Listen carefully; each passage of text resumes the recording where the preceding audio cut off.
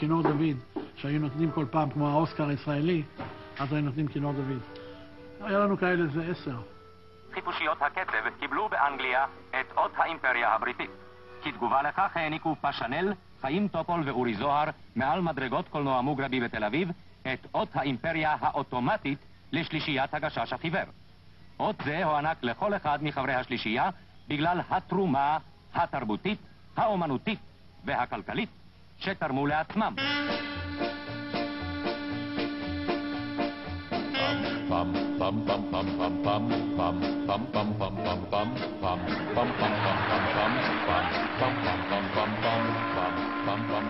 הגשש החיוור היה תמיד חלק בחיי. אני הבטחתי להם שהם יהיו הצלחה עצומה. אמרתי להם שיעשו מה שאני אומר להם, והם באמת עשו מה שאמרתי להם. בהתחלה אנחנו היינו ילדים. דאג לנו עד כדי איזה מזרון לקנות, איזה נעליים לקנות. חוץ מלהחליף לנו חיתולים, פאשה היה מכין הכל. הוא ביקש תמיד שנסתפר ושנשתחווה בענווה ונראה ילדים טובים ירושלים. דאגתי לכמה דברים כדי שיחזיקו אותם יחד. אף פעם לא נתתי למישהו שהוא יהיה באופן קבוע באמצע. פעם זה באמצע, פעם זה באמצע, פעם זה באמצע. אין הבלטה של מישהו בשום צורה שהיא. מה הוא עושה, למה הוא עושה, מה שמרגיש פה עוד, זה שבעצם ברור מאוד. הייתה הצגה ראשונה, ואני אומר את האמת ואת כל האמת. מי שהיה בהופעה, התאכזב. אני לבד, אמרתי לפאשה, פאשה, זה לא ילך. לא רק אני, מי שהיה בהופעה, אמר לפאשה, פאשה, זה לא ילך. הם לא הצחיקו בכלל.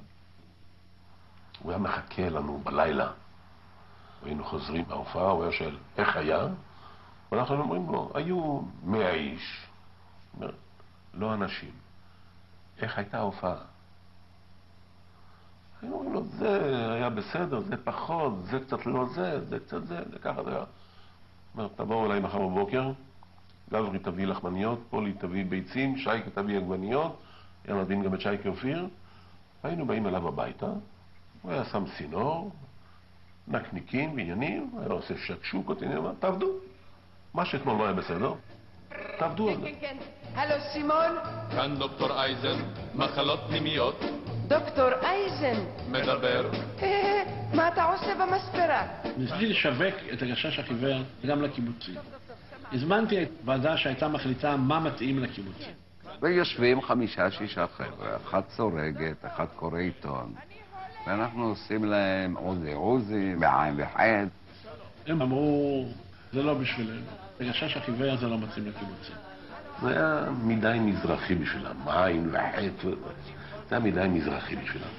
גם תוכנית שנייה הם לא כל כך רצו. בתוכנית השלישית, כאשר כבר הלהקה הייתה קונצנזוס, באו אליי הקיבוצים וביקשו שאני אביא את ההצגה הזאת לקיבוצים. הלו, מרכזייה, תשמעי!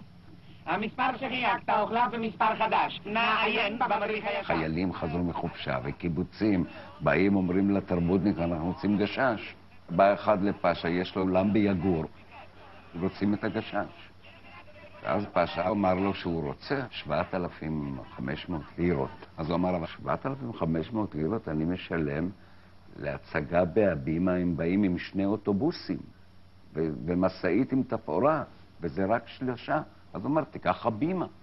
אז הוא אמר, אבל הם רוצים גשש. הוא אמר, הם רוצים גשש, אז תשלם, כמו שצריך לשלם לגשש. לה לה לה לה. זו הייתה מין כזו נקמה מתוקה. לה לה לה.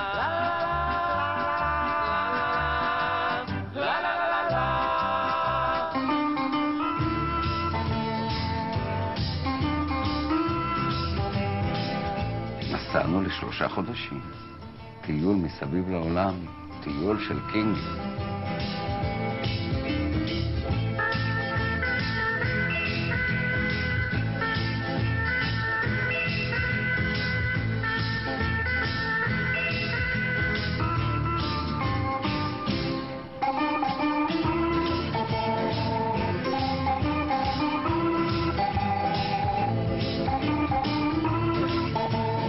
גרנו במלונות הכי מפוארים, אכלנו במסעדות הכי טובות.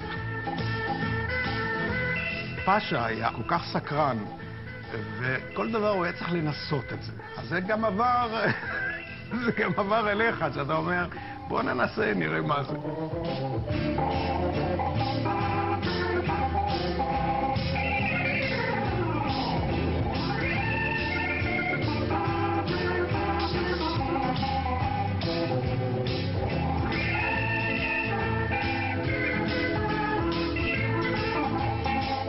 חגגנו והיינו באיפה לא היינו, והיינו בניו יורק, והיינו בהוואי, והיינו בלאס וגאס ולוס אנג'לס וסן פרנסיסקו, הונג קונג וקמבודיה.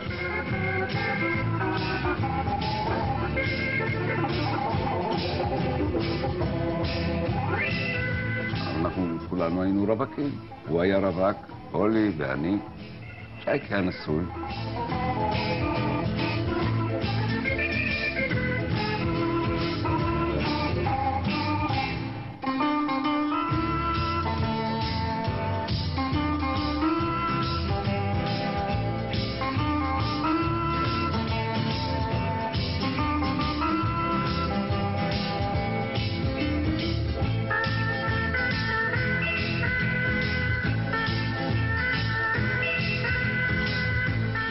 ילדים תקופה ארוכה מאוד. אני חושב שאני התבגרתי בגיל 60. והרבה בזכות פאשה, או בגלל פאשה. הוא נתן לנו שקט תעשייתי מוחלט. הוא היה מעין פסיכולוג. הוא ידע בחושים הטבעיים שלו ממה בנוי כל אחד. זה כזה והוא כזה. זה באמת שלושה אנשים שונים לחלוטין. לא רק בצורה, אלא גם באופים, אנשים שונים. פאשה אז אמר, אנחנו קיימים כקבוצה. זה לא שייקה גברי ופולי, כל זה שחקנים נפרדים, אלא זאת הקבוצה. אנחנו לא יכולנו לעשות דברים אחרים מחוץ למסגרת הגשש. אני מתאר לעצמי שלכל אחד היו פה ושם הצעות אחרות, אבל ידענו... לך היו הצעות? כן, ודאי, אבל בשלב מסוים כבר ידעו שאין מה לחפש אצלנו, כי אנחנו קבוצה. אתם רוצים, קחו את הקבוצה. בלי הקבוצה אנחנו לא עובדים. כל אדם היה בעורף, נשיפה כזאת של מה פאשה יגיד. פאשה לא יראה בזה, פאשה לא יסכים, פאשה לא... תמיד היה. לא מפחיד, אבל נתן לו נוכחות בחיים, נתן לו נוכחות גדולה מאוד. בתוכנית השלישית כבר הגיע ניסים אלון. לא הגיע, אני הבאתי. ניסים זאת אותה הזרקה של פאשה. ניסים היה באותה תקופה החזאי מספר אחד. להביא אותו אלינו, לכתוב תוכנית. זאת יוזמה שאף אחד בכלל לא היה מלא על הדעת. ניסים שדרג את הגשש ב100 דרגות בגלל העניין של השפה, של הברבור. ופתאום התחילו לדבר על שפה גששית. תגיד, פוליאקובסקי, דייג, אוהב דגית? טוב, טוב. איך האישה? שע. מטרללת? בלי עין הרע. מטרטרת? נון סטופ. מברברת? ברוך השם ברבור אקסקלוסיב ספציאל לאיש הקבור. עמוק. זה לא מראה, זה לא מצא, זו שירה. הברבור לאיש הקבור.